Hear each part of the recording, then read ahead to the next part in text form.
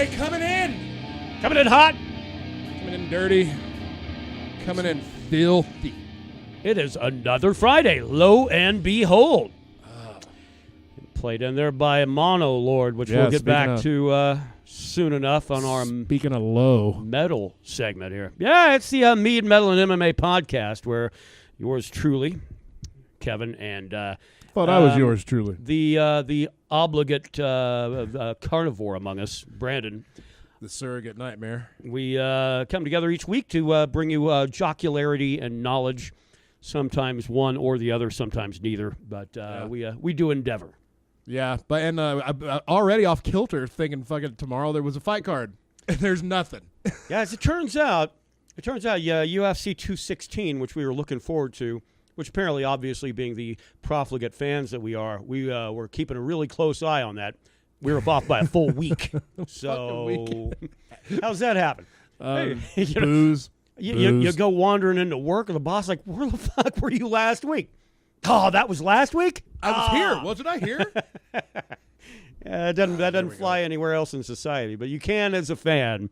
That's just a little hard to Shot around, bring us back to reality. All right, hey, we like to get together here on Fridays because that's the day we look most forward to. How's your week? Good. Glad fucking done. Everything's back to normal at my normal job. Murder any fools? No, except on UFC 2. I've officially murdered over 1,000 different people. The video gamer among us. That's right. Fucking 1,025. I'm like a 19-year-old Muay Thai fighter in that fucking game. Yeah. By the time I'm 30, I should have 10,000 professional fights. I want to say we probably need to look into an intervention, but Brandon's so into UFC 2 that he bought a season pass over here at the Mead Hall in addition to the one at his home. So. Yeah, I bought two because I was a little lit at the time when I was wanting to go online and beat fools. So good old rye whiskey. I bought my good friend Kevin a 1-month subscription and a 3-month subscription. Yeah. And didn't even fucking get to use either of them till like the next week because I didn't figure out how to fucking make it work because I was a little drunk. The Mead Hall appreciates any loan of cash or PlayStation Plus memberships and blood. Don't forget blood. And blood. All right. You'll have to pardon my sobriety. I just got back from a little bit of a thing that happens quarterly around here. It's called Fifth Friday. Going out amongst the locals. It's a celebration of the arts around our local town here. Yeah. So 3 minutes after we got done with that, it's it was all right. They had kind of gone into they stopped doing it for a couple of years, and then they got their old director back, and after me browbeating her for a while, then hey, they brought it back. So this is all your fault. Yeah, if you were looking to point a finger of blame, but it's all right. I mean, they had a couple of I guess live music at like 3 different spots. Now we didn't go all the way over to the downtown district, but for where one of the other which is like a block down the street. Like actually 3, but it's been raining balls around here. Yeah, so dude. I mean, Was it fucking raining when you got back? Sprinkling a little bit. Fucking hell. We've had like 7 inches of rain in the space of a week. On top of the 1.5 that we'd gotten between like June and fucking August. Yeah. So it's we're way over our annual average and shit like that for those keep track of rainfall, which virtually nobody does anywhere else, but they do around here. Damn right. Like it's a religion. So well, that's why they pray for rain all the fucking time. I like it. People, hey, how much rain did you get? And I go, I ain't got a rain gauge. And they look at you like, what? That's just basically like, oh, yeah, I worship Satan and Portales, by the way. Yeah, can I get a Big Mac, please? Not the same. You don't have a rain gauge? Nah. What are you, queer? Anyway, though, it continues to rain like crazy. Now, if this is what global warming is going to be really, really cool Septembers, I'm down. Yeah. Count me out. Count me in. Sign me up. The moisture is a bit much. Yeah, that's a little much, but it's been like the 50s and 60s all week. It's September. I haven't seen the sun since I don't know when. Sunday or Monday. Stuck in Folsom Prison. Let's say. Oh, fucking hell. But 50s and 60s. Yeah. If this is all attributed to global warming, get me some cans of Aquanet because I'm going to spray them up in the atmosphere. Oh man. Yeah, let's get them cows farting. I'm pretty sure I was bitching about it being in the 80s or 90s last year at about this time. So yeah, it's the drop off that fucking bums me out. I wish it'd be a more gradual thing, but you don't get gradual anything on the highways. Shit. No, it was going to be like in the 80s, back up in the 80s, like Sunday. Yeah. And then rain again next week, of course, because, why not? Right. All right, let's go ahead and get into the first segment of the show this evening, having to do with Mead. As always. Which we should have probably grabbed out some more of the Runestone. It would have been interesting. That's right. I to think I see still after have that like one. a quarter bottle of Green Man in my gut still. Oh. So. Oh, did you load up on the Green Man today? Oh, yeah. No, it's from yesterday. Oh, okay. All right. Yeah. I hadn't had a bottle of Green Man in a couple weeks. And I had a whole bottle of Green Man last night. Gosh, that's not really like a suck down a whole bottle by yourself. I'll tell you what, though, if you're already drunk and you start drinking it, yes, it is. Oh, okay. Because all of a sudden you almost feel like you're eating Mexican food. Oh, well, the green chili will do that, Yeah. I guess. Yeah. You're like, shit, this is fucking, I feel like I'm eating and drinking at the same time. It's like Guinness. Well, the Runestone, by the way, is going really fast. I thought we were down about 4 bottles or so. Then some friends of ours, Carla and Fred, had me set aside 2 for them. So that means we're down to like 2 bottles of Runestone left. Which means we have no Runestone left. And then the other thing, it was interesting also talking to those two. They bought a bottle of Long Ships a year ago. And they'd mentioned that the cork backed out on them a little bit. The thing is, and what I can suspect is, number one, remnant yeast remaining in the bottle and trying to restart fermentation, which it doesn't happen that often because especially with our prolonged aging now, Right. there's a lesser chance of that. That's why we're not turning around batches in about 30 or 45 days like we used to, is because, frankly, we don't like that kind of shit happening. So, Right. a little Well, extra like aging never hurts. the apple batch, the Orchard and Hive that we did. Yeah. I mean, that shit basically became a goddamn weapon. A grenade, after yeah. 6 months. Weaponized mead, yeah. So, Hey, that's not a bad idea for a name. but yeah. So the Long Ships, or anything that we did really with the with that alfalfa honey, I think because the units the units of sweetness that are involved with that, there's a certain calculation in that. Yeah. That honey, you might think it's all the same. It's not. No. Certain honeys have a different. It has a different sugar capture, I think, or something similar to that. Mm-hmm. I don't remember the exact term. So anyway, but it's measured by millions of units. And the alfalfa honey that we use is some of the sweeter you can get. Right. So I think the next time around when we get back to it, we're probably going to go some of that Texas honey that we'd had. So that's wildflower honey, and we'll start up another batch of Long Ships and have that done hopefully by first, second week of December. That'd be optimal. Yeah. Well, and that's right there in the wheelhouse of our annual wine and cheese social we put on here at the Mead Hall. So that's the Mead update. I really don't have much else. Yeah. I remember we were looking at that avocado honey. Mm-hmm. That, like, maybe for the new year, might be something to fucking look into. Well, it's supposed to be really earthy. Yeah. Well, we'll see. I have no idea how. I mean, I didn't look up the specific units on that either. Can we get that in like 5 pound? Would we have to go fucking I think we have to go full 60. full bucket on that thing? Yeah, Yeah, shit. So we'd have to fucking just dive in balls first. pretty sure. Yeah. Ugh. I mean, I keep getting kind of a. I keep getting the urge to order buckwheat honey. Black shit. Yeah.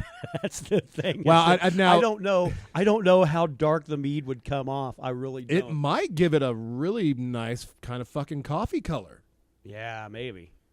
And that might be good because we were kind of batting around the idea of using coffee beans in mead. Yeah. Yeah. I mean, we would only take a few coffee beans, and Sure. coffee would create a lot of trash too. Coffee beans, it doesn't take nothing to break them down. Right.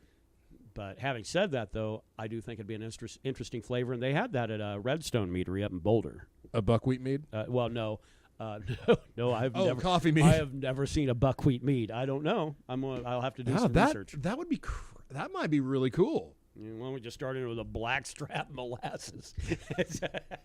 It's got sugar in it. We can make it into booze. We'd have to put it in like an oil can or something. Oh, that'd be. Call it fucking weaponized mead. But I think that's it for our mead segment this week. Yeah, we still haven't started that Long Ships batch, but I think that's going to be, I think, probably our next on our task list. So. Right. Metal. Gosh, fucking been listening to a lot of good shit today. It kind of seems like, is it just me, or usually when you get into really the second half of the year and into the fall particularly, you start seeing the good shit come up, really? Yeah. Seems like times. when work ends at the end of the year rather than gets started, Yeah. it seems like there's just more good shit out there. Right. And I mean, a lot of people commented on last week's podcast when we were talking about Mastodon with that EP of theirs. Yeah. Which is just highly continues listenable. To blow me away, dude. Yeah. Continues to blow me away.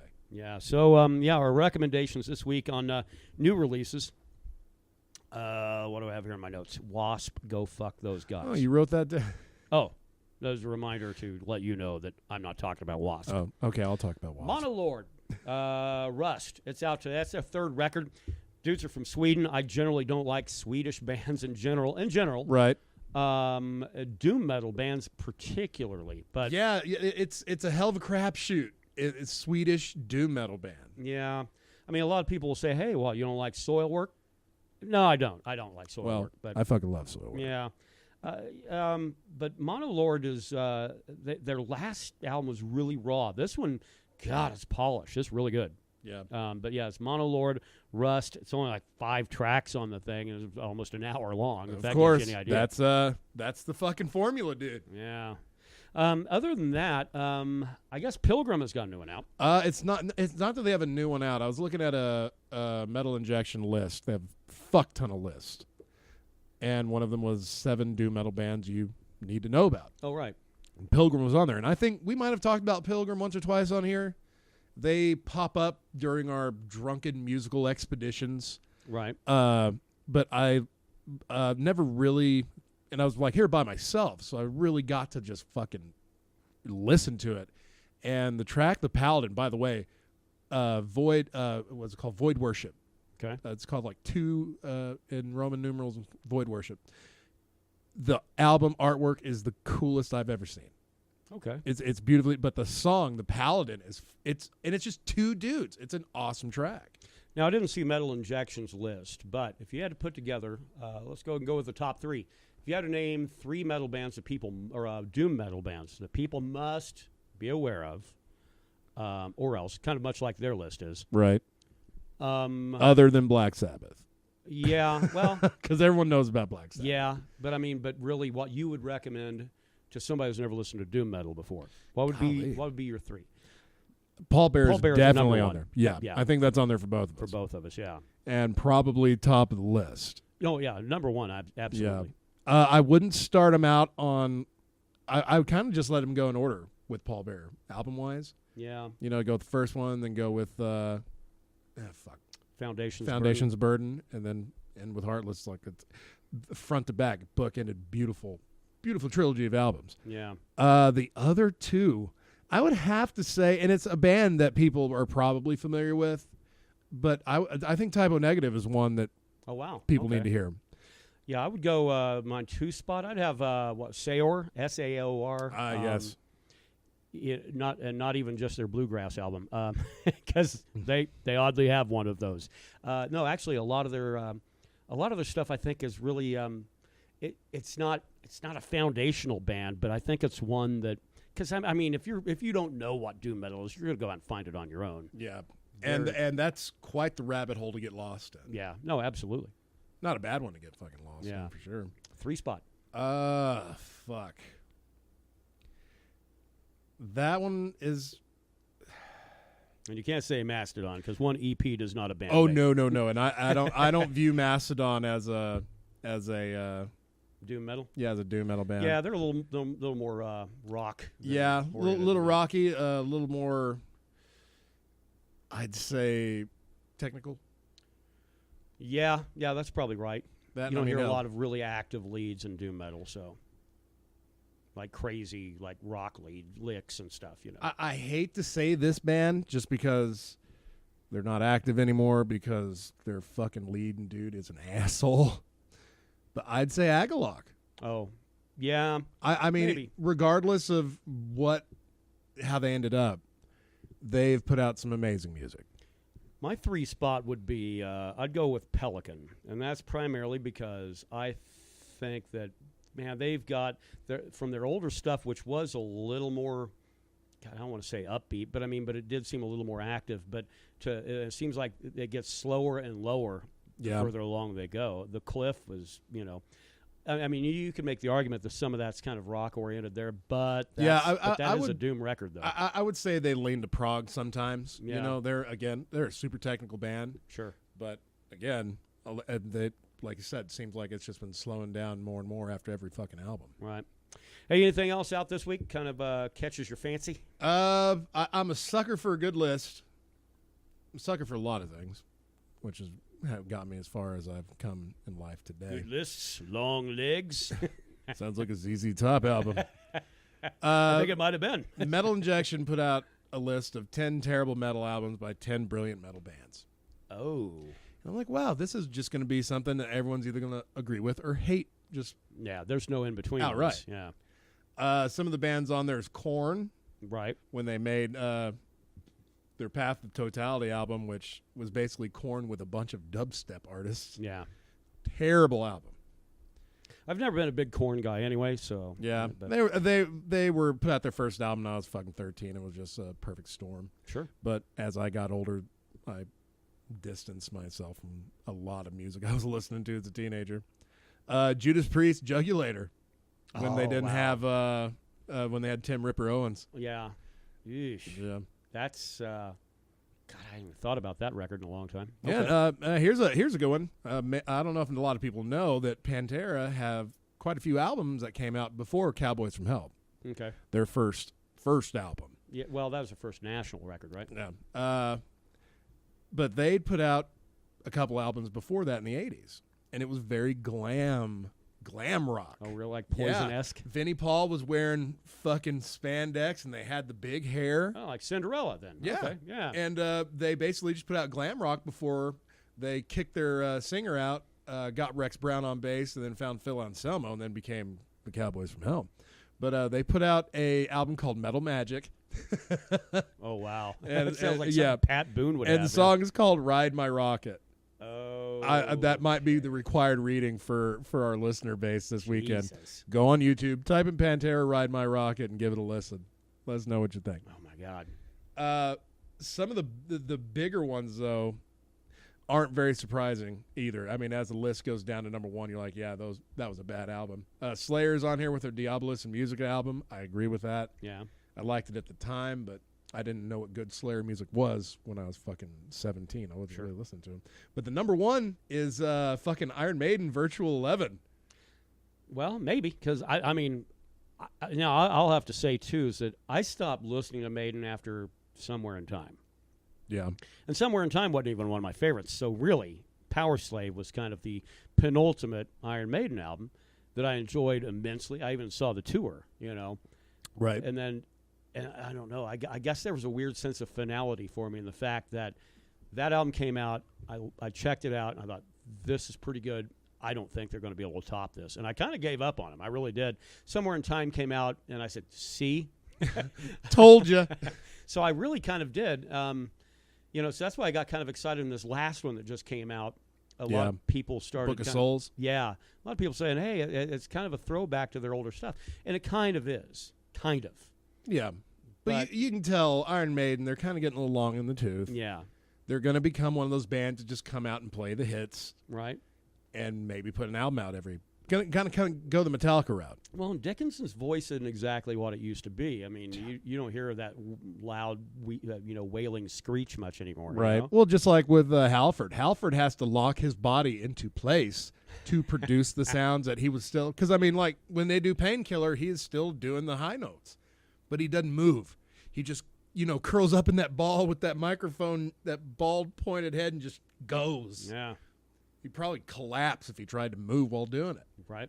But, about a Virtual 11, the reason that's on there is, again, because Bruce Dickinson isn't there. Just like with Jugulator, with Judas Priest. Yeah, I think, when your regular lead singer is not part of an effort, I think it pays. I bought Brave New World. I kind of liked it. Yeah, I think that was the first Iron Maiden album I'd actually bought. Yeah, I just couldn't I don't know. I mean, like I said, Power Slave came out, and I thought that's it. This Well, is, yeah, this is as good as it's you gonna got to be around like when Number of the Beast came out and all, Yeah. the good shit. The Brave be. New Peace World. of Mind. Peace of Mind, actually. I mean, I put right behind Power Slave. That's pretty close. Yeah. Well, where do you put Number of the Beast? Where do you put the album everyone loves about Iron Maiden? Yeah, probably at 4. Probably behind Killers, I think. Yeah. Probably. Yeah, I guess. And it's mainly because I don't know. I think it was just because it was so commercially successful. Right. It put Iron Maiden on the map. And anything like that makes a band, I kind of shy away from it. Yeah, that makes sense. I'm kind of a nonconformist that way. So. That's right. Oh, Black Albums went diamond. Fuck that album, man. Exactly. Like, Clearly terrible. Well, the one exception being when it comes to Metallica, because really the Black Album does stand out as probably my favorite Metallica album. Right. Either that one or Hardwired. That's one Yeah. or two. Well, it's funny if you go tell like a fucking career Metallica fan that Hardwired's your favorite album, he probably, as most Metallica fans do, because they fucking, even in that band, they think their opinion is correct and yours sucks ass. That would not be a popular decision in the Metallica fan populace. Good. I'll make sure I'm always armed. That's why I always say, Saint Anger, there's some fucking brilliance there, guys. Yeah, exactly. Like, oh yeah, I'm with you. But then you meet people that's a real opinion, like LJ. Right. Saint Anger's his favorite album. Yeah, and which I thought he was fucking with you. Really. So did I. until he started spouting to some kind of monster documentary reasons, like this is my first day on the job as I'm holding my fucking Hetfield signature guitar. I'm like, no, I'm sorry, dude, I don't know who this Metallica is. Yeah. But I certainly know that Saint Anger isn't their greatest work in their 35-year fucking career. On the Metallica, where do you put Death Magnetic, ahead or behind Load and Reload? Oh man, that's not a fair I know. question. That's why I'm asking. I don't like to ask the easy questions. Fuck. Because I know that you have a soft spot in your heart for Death Magnetic. I do. But you also defend Load and Reload pretty vigorously. Oh yes, and I will till I'm put in the fucking dirt. The thing with Death Magnetic and my affinity for it is, one, it does feel like a Metallica apology letter. Like, hey, we're really sorry for Saint Anger. Saint Anger, right? Yeah. Yeah. So here's Death Magnetic. Here's some speed. Here's some solos. Here's a return to form for you. And everyone's like, thank you. But it also came out, the whole album, you could download it and play it on Guitar Hero 3, which, going back to video games here. If you did that, though, you got 2 different versions of Suicide and Redemption. Because apparently they did one that was just all solos were Kirk Hammett. Right. And then one where all the solos were Hetfield. And you can really tell which is which. We were listening to a version online that had both the solos on one track. Yeah. Which sounded really fucking cool. Oh, yeah, but they didn't put it out that way. Yeah. So that's why, because I love fucking Guitar Hero. I accepted their apology. But, fuck, I would put it behind Load. Yeah. I would put it behind Load. I might not put it behind Reload, though. Okay. Even though those songs were recorded at the same time, they still feel like 2 very different albums. They're distinct. Yeah. I mean, and frankly, by cutting it all at the same time, but then again, I think it was by track selection is what they did, right. And that's why it does sound like 2 very distinctly different records. Because Load has always been a big favorite of mine. Reload has its shining moments, but it's still, it's okay. I like it as the duo. Right. But very rarely will I just go fucking pump on a Reload song. If I do, it's probably Fuel or something like that. Right. But Load, I can put it on beginning to end and enjoy the whole fucking thing. And you don't see a lot of bands do that of cranking out, a long studio session and making it into 2 records and releasing them separately. There was a certain band that was going to do that, though, right? Well, Guns N' Roses did with Use Your Illusion 1 and 2, but those sound very distinctly different. Right. Yeah, Winter Sun was going to do that, weren't they? Oh, well. Well, but everybody had to wait around for that important Seasons record. That's right. Now look how great Yari is now, being the fucking David Lee Roth of his own band. And he did put in a sauna, which I think is interesting because that was what everybody kept saying. What, Yari want a sauna? Apparently, if you live there, everyone has to have a sauna. In Finland, yeah. You got to have a sauna. You got to have someone beating you with birch leaves. Well, it does show off your wealth, Yeah, it does, especially when you just basically, hey, can I have some of my fans' money, pretty please? Yeah. Here's some master files of my shit. And they did it. Yeah, they did. And I'm not saying that in a supportive way. They did it. Yeah. Oh, fucking hell. I'm not going to be talking about Winter Sun anymore. I had to chase a cat off of a surface. Yeah, he the was fucking not supposed dude to be on. losing his shit. Yeah. Started to get I don't know why he would start getting cabin fever. The little shit's always been a house cat. Yeah, fucking 80-pound horse cat. I don't know why I said horse cat. Are we good for metal? Yeah, Johnny Mathis, born today in 1935. Right. Meh. Dude from Bachman Overdrive, BTO. Yeah. Which I don't remember which cat it was, but yeah, had a birthday yesterday. I think it was Bachman actually. Yeah. Let's see. Fucking Marilyn McCoo, born today in Marilyn 1943. McCoo? McCoo. Also a member of the Fifth Dimension. Oh, there you go. So you know it's got to be good. Yeah, born in 1986. Ben Lovett, English musician who plays guitar, accordion, percussion, keyboard, and piano with Mumford & Sons. I'm glad he put in the accordion, notoriety there. Yeah, well, I want to make sure everyone gets their due diligence here at the podcast. Outside of listening to some kick-ass doom metal, be sure and, if you guys want to go hear some interesting Pantera music, go listen to Ride My Rocket. Oh, wow. It will change your view of Dimebag Darrell in a big way. Oh, I'm sure. You can still hear that the guitar work in that is top-notch, but it's just everything else around it is so weird and Motley Crue-y. Man, that's Motley Crue-y. Yeah, I believe that's appropriate. MMA, I guess we move on to our final segment here. So who you got fighting tomorrow? Who do you think's going to win? I got nobody fighting tomorrow now, apparently. Yeah, no shit. God damn. That really bummed me out, too. It's just weird how some things can fall through the cracks once in a while. But, yeah, that's as it turns out. So that's going to be that card is coming October 6th. A week from tomorrow, right? Yeah. So, anyway, that'll be 2/16. The one thing it was interesting, and I was kind of immediately started giving her shit about it out of outrage, and that's Paige Van Zandt, supposed to move up to the new women's 125, new flyweight division. Yeah, go to buck and quarter. I think it's a good move. Going to fight Jessica Ai, and, well, lo and behold, Paige Van Zandt is out due to a back injury now. Well, when you're doing all those Instagram posts of you dancing and looking adorable, you're probably going to throw your back out eventually. The thing is, she struggled at 115. 125 sounds like a bad idea. Well, at least it gets rid of the weight cut. Well, 10 pounds of it at least. I guess, but man. She's already a wee little thing. Yeah, she's going to be an undersized flyweight. Yeah. I don't know. I mean, I think 125 is still, with this Ultimate Fighter going on right now. I guess whoever wins that is going to get the flyweight belt, right? Yeah, kind of like how they did with Joanna in the strawweight division. How they're setting it up. Which, by the way, Joanna apparently has some interest in going up to 125 as well. Which really, you might as well just give up. I mean, well, yeah, but the ladies in strawweight are like, thank you so much. Well, she's basically almost cleared out the women's strawweight, much like Mighty Mouse has done on the men's side of 125. It's odd that the smaller weight classes are so dominated by one person. Yeah, and those are the ones they claim that they have trouble selling. I don't know why, because that's the most dominant division. Yeah. 125 and on men, 115 for women. When you see Mighty Mouse's name or Joanna's name, you're getting a fight. They ain't going to pull out. No. Ray Borg, well, he's got another week, so that's good. Is there any word on why the dude, because we had assumed it was weight cutting was the reason that got dropped from a previous card, right? Yeah, I don't know why they came out and said he had a viral infection, but they left out. Probably he got a viral infection because of his weight cut. I thought it was an allergic reaction to a scale. That's what I thought it was.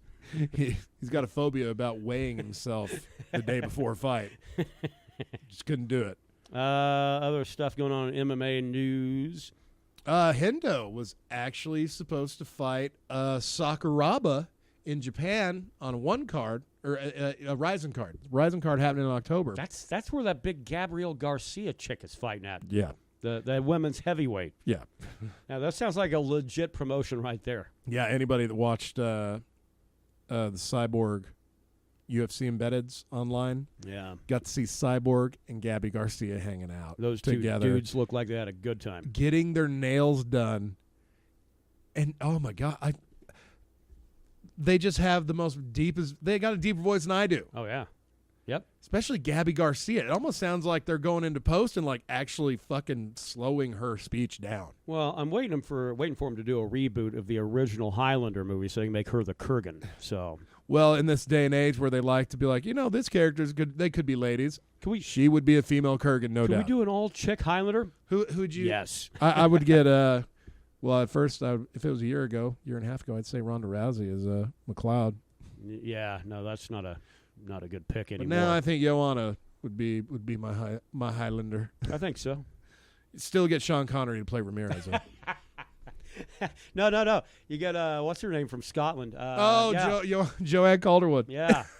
There you go. Fuck that. She's too adorable, and her voice. She can't project any type of emotion in her voice because she's too dainty. That is true. She needs to read children's stories every day. Wonder Boy.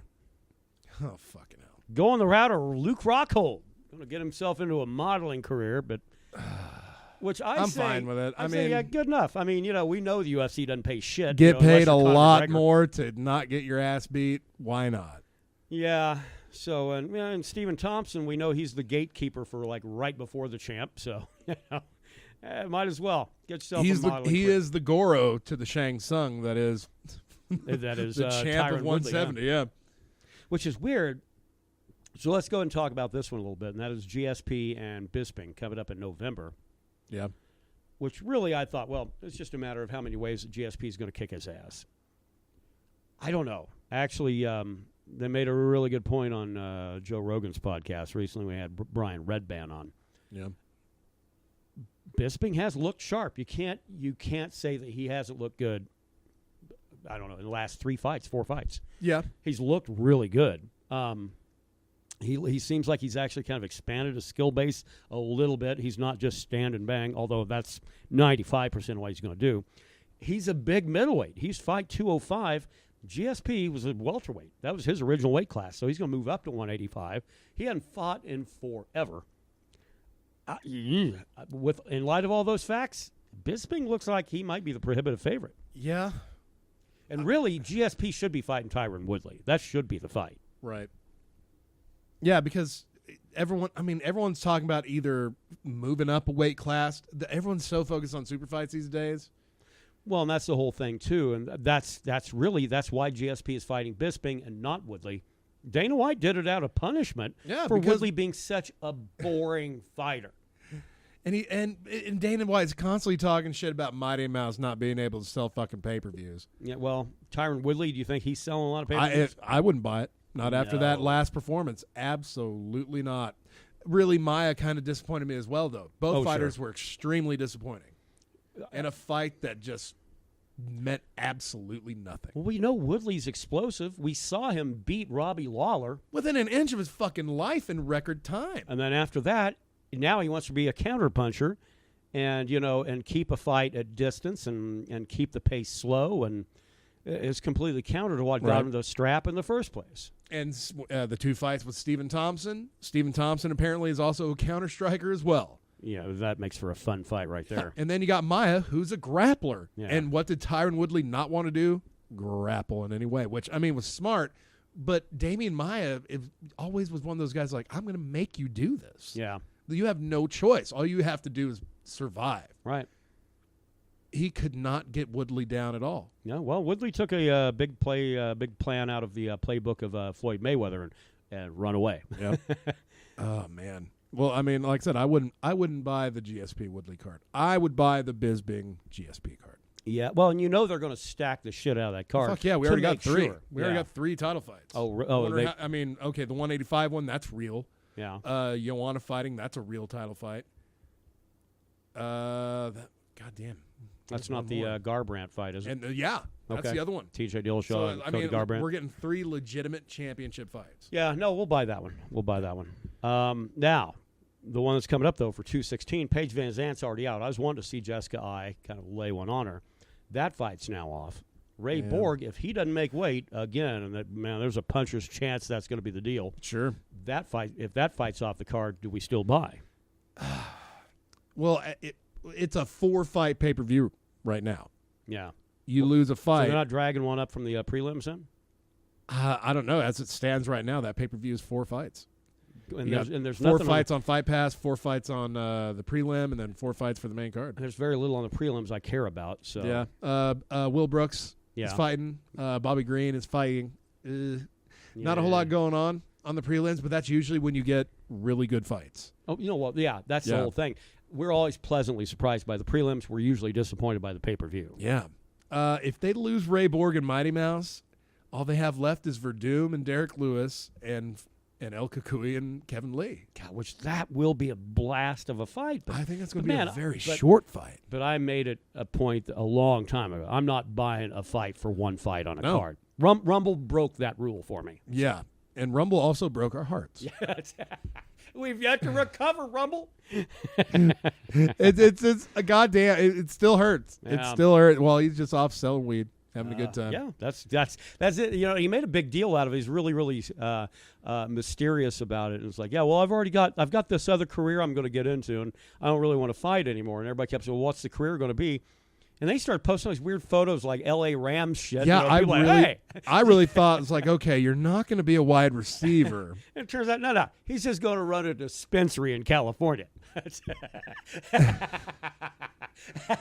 It was such a troll, man. It really was. So I got you. No, I ain't gonna do I had to unfollow him on Twitter because then every time there's a really good fight, he goes, man, stuff like this makes me kind of want to get back in there. It's like, no. Yeah, the first one I saw, I was like, nope, you're done. You're done. You got to go, Rumble. God damn, I'll never forget that day. It's right up there with the day when I watched Mark Hunt and fucking Bigfoot fight. Yeah. That 5-round war. That blood fest. Yeah, that's what got me back into watching MMA again. Yeah. Shit like Rumble, that's what makes me not want to watch MMA anymore. Yeah, it made me go, God, do I really want to be a fan of anybody now? Yeah. You know. What horse do I back? And I mean, if Connor's fight ain't announced by the end of the year, I'm done. That's it. You've held on to the belt for a full year, and you haven't done dick with it. So fuck off. There will be a fight. There will be a fight by the end of the year because they're already talking about McGregor Diaz 3, right? Which absolutely does not have to happen. But if they do, by God, they should. They better make it a 155 because I hate. It'll be for the belt because Nate has a size advantage at welterweight. Sure, and without having to worry about really doing a big weight cut. Yeah. That's a huge advantage for Nate. Oh, yeah. No, absolutely. McGregor doesn't seem to do super well when he doesn't have... I think weight cuts make him better. Well, to a point. 145 he had to move... No, that weight cut was gnarly. I mean, the dude looked emaciated. Now, the thing is, so that's the rumor, but Dana White has come out saying, no, there's not going to be a McGregor Diaz 3. Well, here's the problem. Rumors are often wrong. But Dana White's often wrong, so I don't, Hey, Dana White said we'd never have women fighting in MMA. Yeah. Look where we are now. Right. Well, and you can argue that we don't at 145, but... Yeah. Was that a shot against Cyborg? I don't know. Yes. You can take that up with her himself. I have a question for you. Right. 3 fighters, ranked or otherwise, from 3 to 1.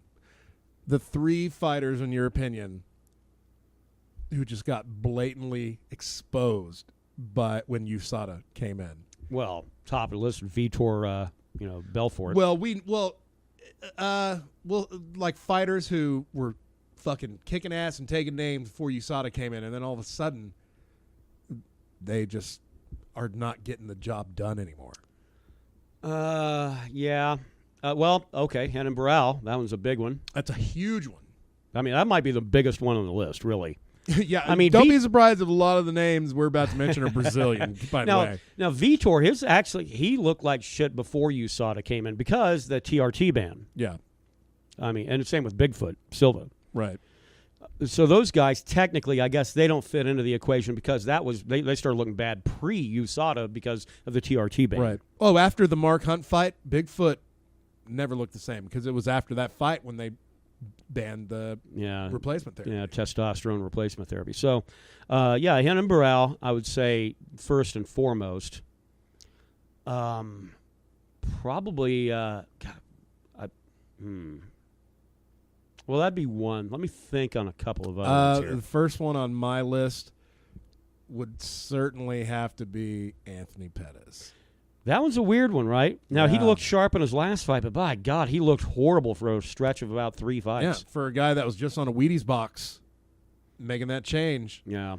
All of a sudden, it's like USADA came in, and he got throttled by RDA. Yeah. Destroyed by RDA. Right. But even then, and then after that, RDA didn't look the same either. Until he That's- bumped up to 170, and now that dude's looking like Stone Cold Killer again. Yeah. Now, the problem is he's got a close distance. So, I mean, Right. if he's going to be looking at taking on some of the guys, some of the more rangy guys, Yeah. he might have a long day ahead of Well, him. So, those leg kicks of his are murder. yeah. Wow. Who else? I mean, I keep wanting to say somebody way down in the lower weight classes, but God, maybe Benavidez hasn't looked the same. Oh, Joseph Benavidez? Yeah. Yeah. Yeah, his fight game's a little off. Right. And before USADA, he was looking like a killer. Like Yeah. a lot of these guys did. Johnny Hendricks. Johnny is a Hendricks is a big huge one. That's a glaring omission on my part. I should have. I would probably put Johnny Hendricks, if he's not at the top of the list, he is top 3 overall out of all these fighters. Now, I mean, and what you would extrapolate from this, like, oh, so you're saying all these people, all these guys are, on something? Not anymore. Not anymore. Johnny Hendricks' biggest problem might very well be he never made that 170 cut worth a damn anyway. Yeah. And I mean, ever, and the older you get, we've mentioned it here several times, the older you get, the harder that cut is going to be, and the more long term that you're going to have. You don't snap back as fast from that weight cut in the span of 24 hours by the time you got to get in the octagon. I think, absolutely. I mean, I really think that's the bigger culprit with Hendricks, but it's a big culprit, and it is interesting that it did start occurring right at the time that USADA started testing. Because he had the fight with GSP where he beat GSP. Right. He won that fight. He basically put GSP on the shelf after that beating. Sure. He beat the fuck out of him. But then he came back, and it was just like everyone was having their way with him. Yeah. Like, what happened to that? What happened to that wrestling, man? What happened to that explosiveness? It's Well, gone. It's gone. I mean, for some reason. Well, it might be because the weight cut is just too hard for him, and now he just can't really fight at 170 anymore, or he was doing shit before. Yeah. Well, and he moved up to 185, looked sharp in his last fight, but I mean, but that's the whole thing. And he'd said he's going to come back down to 170 again. I think that'd be a horrible idea. I agree. I think he needs to just put 170 behind him, but that's the thing. He was already a small welterweight as far as height goes. Right? At Yeah. 185, he's going to be a dwarf. Middleweight, he's a tiny fella. Yeah. But, So what would your number one be? Yeah. Travis Brown. Oh wait, he's always looked horrible since he. Yeah, I don't think you don't need. Yeah, you don't need to blame USADA for that. Just blame Tarverdian for that. I blame Ronda Rousey. But that's a performance enhancing drug I can get behind. So. My number one, and which is great. I think it's Gleison Tebow. Oh no, I mean, I think he might actually still be doping. Just not doing him any favors. My number one would have to be Cain Velasquez. Well, the last time that guy fought, though, I think Tito Ortiz was still in the UFC. I mean, it's been forever. He has a highlight reel of beating up Brock when Brock was still like UFC was his shit. Cain Velasquez's entire highlight reel, there is nothing with him wearing Reebok. Yeah, because the first time he put on Reebok, Verdum slept him. Was that after the Reebok deal? Yeah. Yeah, well, so there you go. So a highlight reel of Cain Velasquez is not going to have wearing any Reebok, and the Reebok deal's been in place over 2 years. Yeah. And let that settle in. And it's really not a matter of he's had a lot of shitty fights. He's really only fought like twice after. Has he even fought twice after Verdum? Has he even fought since Verdum? That's the question. God, I don't think he has fought since Fabricio Verdum whipped his ass. Jesus. I mean, I could be wrong. I'm telling you, I can't fucking remember the last time he fought. I think it was Verdum. Got to pull up the old fucking internet machine. Yeah. If only there were a device. If only there was something where you could just ask it a question and then you get an answer. He fought. That's right. He fucking fought Travis Brown at 200. Oh. God dang, really? Yeah. But still, since June 13th when he lost to Verdum, he's fought twice. Fought June 13th against Verdum, fought July 9th, 2016, a year later against Travis Brown. It's been, and what a stellar fight that was. I forgot all about it. He got a performance in the night bonus for that. Yeah. But, TKO and Travis Brown is like ordering a cheeseburger these days. Yeah. Travis, God, that guy, has he won a fight since the USADA deal? Travis Brown at 200. Travis Brown beat himself. Well, Cain Velasquez. Still No, that's what I was saying. Has Travis Brown won? Oh, fuck. Because that guy hadn't. I don't even know the last time that guy. I know he won a fight, and it was probably within the last 3 years. But since, let's see, we'll just go back to when he fought Fabricio back on April 19th, 2014. Lost there. Beat Brendan Schaub. Yeah, well, everybody beat Brendan Schaub. So. Lost to Arlovsky. Right. Beat Matt Mitrione. And then lost to Cain, Fabricio, Derek Lewis, and Oleski Olenyuk. Yeah. Which he was actually a favorite in that fight for some reason. Why would Vegas put odds on Travis Brown? I have no fucking idea. The guy is fucking 2-6 in his last 8 fights. God, yeah. When do you fire this dude? But he's 1-0 in marriages to Ronda Rousey so far. So. Well, yeah, but I don't know how long he's going to stay undefeated in that realm. All right. Well, keep Edmund Taverdian around. Well, I like his style. I like what he's doing for him, getting him beat the fuck up. Oh, God damn. All right, run into the picks for the week. Drinking, I'm picking rye. That's a good pick. That's a solid pick. That's where I'm going this evening as well. Pricey whiskey, cheap beer. That's where I'm at. It's a good balance. And reading through a candy catalog. Yeah, indeed.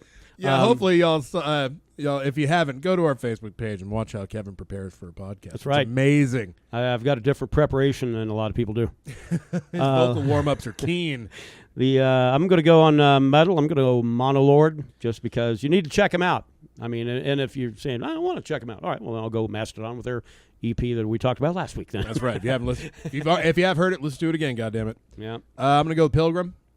And MMA. I hope there's no. I hope maybe Legacy's on tonight. I don't know. Maybe. No, it's Lion Fights this weekend. Yeah. It's kickboxing. Maybe go back on UFC Fight Pass and watch Travis Brown against Cain Velasquez and see if Brown wins this time. And I think we already know the answer to that. Hell. All right, that's going to do it for us on this one. I promise to be a little more intoxicated next week because I tend to be a little more outrageous as the podcast goes on. Yeah, it's all right.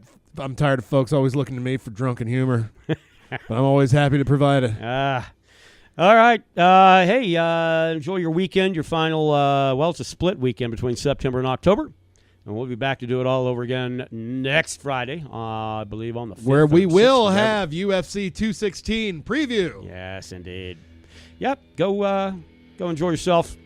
Get outside once in a while. We'll see you next week. I'm going to go get drunk.